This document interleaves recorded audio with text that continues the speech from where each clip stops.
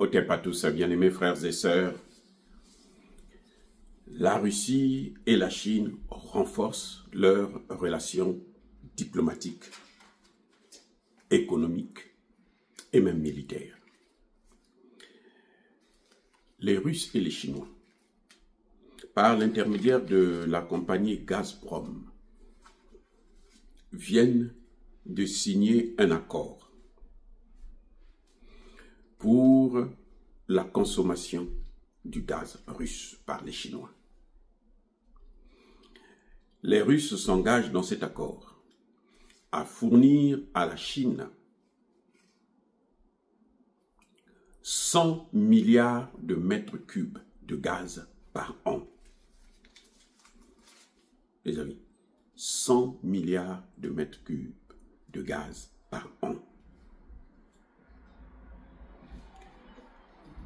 C'est le tiers de la consommation totale de tous les pays européens en gaz russe. La Russie fournissait aux pays européens 155 milliards de mètres cubes de gaz. Donc 100 milliards, là, ça va aller directement à la Chine.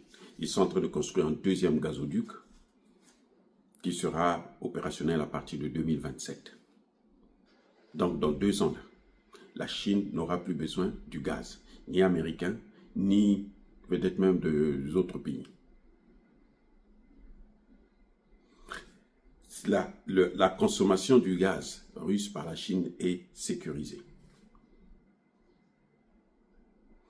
La Russie a l'argent pour faire la guerre.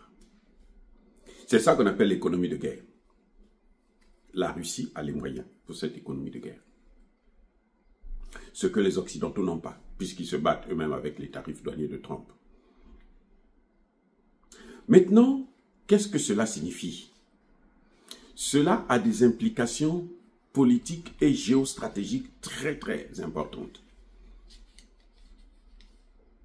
Parce que ça montre bien que les Russes et les Chinois s'entendent très très bien. Ils sont inséparables.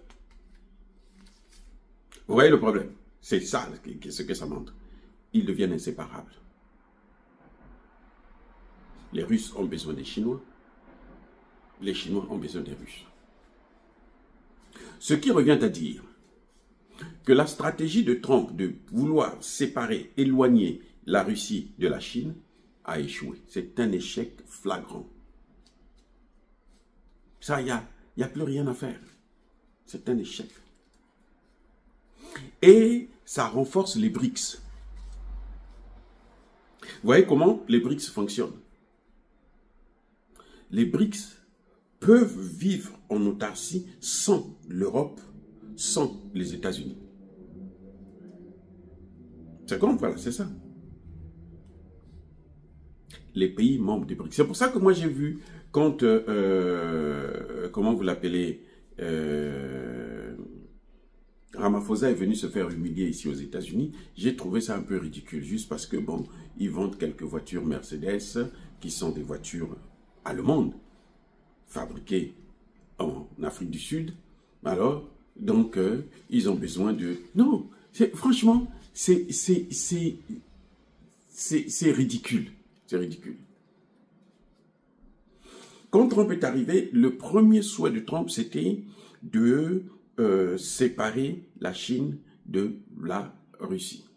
Parce que,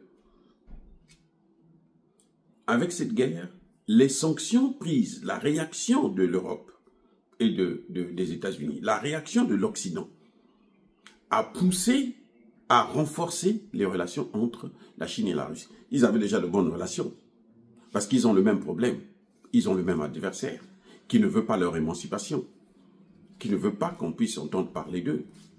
Et ça, c'est un problème. Ils le savent. Vous voyez, ces accords-là, ils le signent, c'est pas par hasard.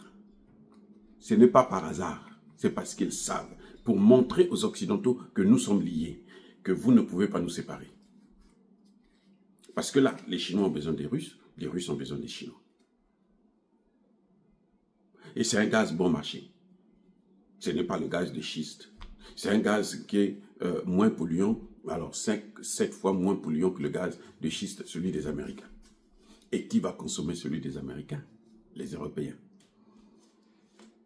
Qui achètent déjà ce gaz 5 fois plus cher que ce qu'ils achetaient auprès de la Russie.